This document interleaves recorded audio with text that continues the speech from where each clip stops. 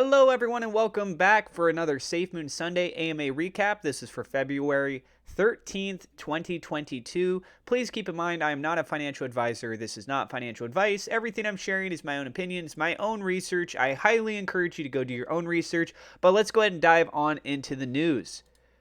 First thing, when the AMA started, it had a really cool cinematic opening, showed the SafeMoon office building, and then a nice little sort of teaser video of John getting ready to go and eat some pizza. It was sort of like a behind the scenes, oh, we caught you kind of thing. It was cute. It was a little bit funny.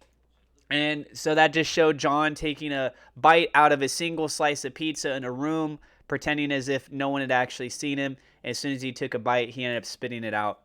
That was actually the only instance in the AMA that we saw him do anything with the pineapple pizza. So he didn't eat a full slice. He didn't keep chewing on it during the whole course of the AMA. He just took one bite out of it, spit it out, and then the rest of the AMA was more about information.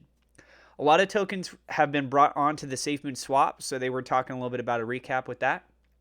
These tokens will be getting the first dibs to connect with other partners in the ecosystem when these features go live.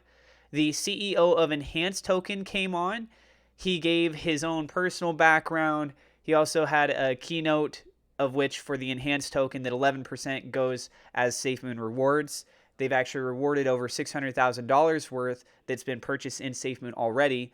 And then they also have Enhanced Apes NFTs that are working on coming out. The CEO of Shibnobi was the next to be featured, and he talked about Dojo Swap and Dojoverse, a metaverse game that they are working on. The SafeMoon Galaxy, we finally got an answer to what this is. John stated this. It is all the partners joining into the SafeMoon ecosystem. Tokens can apply to the SafeMoon swap through safemoon.net. And then the NFTs are coming. These are the Naughty Knots, just as one of the examples. They do have other series they mentioned. They're going to start with going with OpenSea integration, and then they're going to expand, especially when they start crossing the chains. Every SafeMoon swap partner will have slippage settings set as default. This is great because if you've ever tried buying other cryptocurrencies and they have various slippage settings, it can get a little bit confusing and very frustrating too as you keep getting failed transactions. So the SafeMoon wallet, the SafeMoon swap more specifically, they're going to have it set up so that the partners, whatever their slippage settings are, it's already set there by default for you. The treasury or the liquidity, it's been getting moved around to a location that has insurance. They've already kind of given us heads up about that in the past. John reiterated that an exchange is already out. That would be the decentralized exchange. Merch is coming once again. They're working on several key things. So they have a new dashboard on the website that's getting built out. And speaking of the website, it had over 100 million requests to the SafeMoon website back in December. The website updates should be done next week. They have new portals that are coming as well.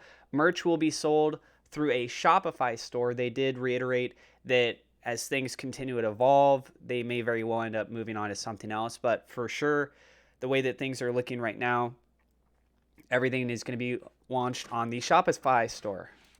SafeMoon Connect will also help mainstream the company's ability to sell products using crypto. The SafeMoon ecosystem will make it very easy with a SafeMoon-based API. So basically, it's just a plugin and get launched ready to go. You can start making these accessibility features available to the masses and bridge the ability to pay with crypto, a variety of crypto, all the ones that are being associated with the SafeMoon swap system, and that can be traded over for these goods or services. That was it for the SafeMoon Sunday. We had a couple new little tidbits here that we were able to pull away. We got introduced to a couple of the crypto projects that have been associated with the SafeMoon swap. We got clarification on the SafeMoon Galaxy as another example. We got some identifying numbers of traction as far as traffic goes of what they've had recently.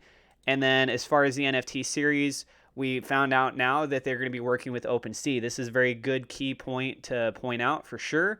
OpenSea is a very large platform. It's a very widely used platform for NFTs. And so having the accessibility through that to especially just start with could create an opportunity where there's going to be a lot of traffic flooding in on this series.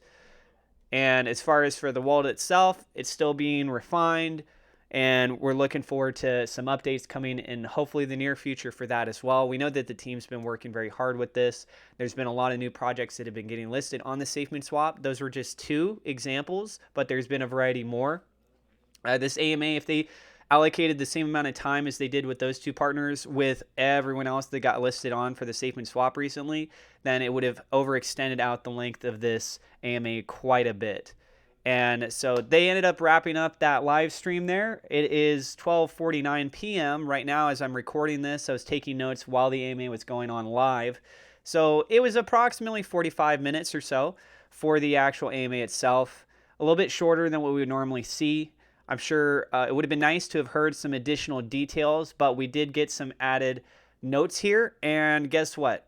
As things normally go with SafeMoon, if things launch and get released outside of the AMAs, we get notified about it. We have other little tidbits to be basing things off of. So the AMAs, yes, they are nice, but at the end of the day, it's not saying that they're only launching new updates whenever it happens with an AMA. We could have an update come tomorrow. In fact, if you go and you look at Ryan's tweet recently, he'd even sent out a nice little red apple, which suggested, as usual, when you look at his history on this, that he submitted something to get approved for the SafeMoon wallet for the Apple iOS store. And that takes normally a little bit longer to get approved than the Android side.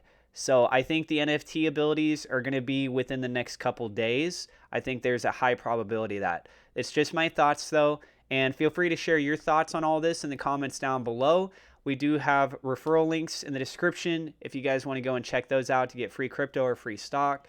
And if you guys are new to the channel, do not forget to hit subscribe, hit the thumbs up like button. It definitely helps us out with the YouTube search algorithm. Click the bell icon so you know whenever we go live. God bless, and I will see you in the next episode.